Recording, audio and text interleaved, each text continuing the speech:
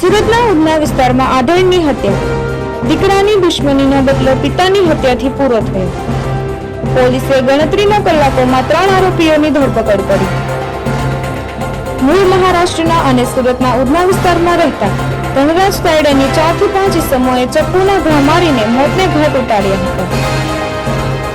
દીપક નગરાડે અને તેના સાગરીતો દ્વારા કરવામાં આવી હતી હત્યા.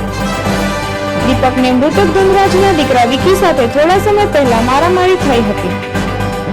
દીપક અવારનવાર ઉધના વિસ્તારમાં અશોક સમ્રાટ નગરમાં પોતાના સાગરીતો સાથે તરખાટ મચાવતો હોવાનું પણ લોકોનું કહેવું. દીપકે તેના સાગરીતો સાથે ચપ્પુ વડે વિકી પર હુમલો કરવાનો પ્રયાસ કર્યો હતો. વિકી ભાગી ગયો હતો, પરંતુ વિકીના પિતા ધનરાજ તાયડે દીપકના હાથે લાગી ગયો. વિકીએ કરેલી મારામારીનો બદલો આરોપી દીપકે અને તેના સાગરીતોએ ધનરાજ તાયડેની હત્યા કરીને લીધી. ભાવેશ ઉપાધ્યાય, દ્રષ્ટિકોણ ન્યૂઝ, સુરત.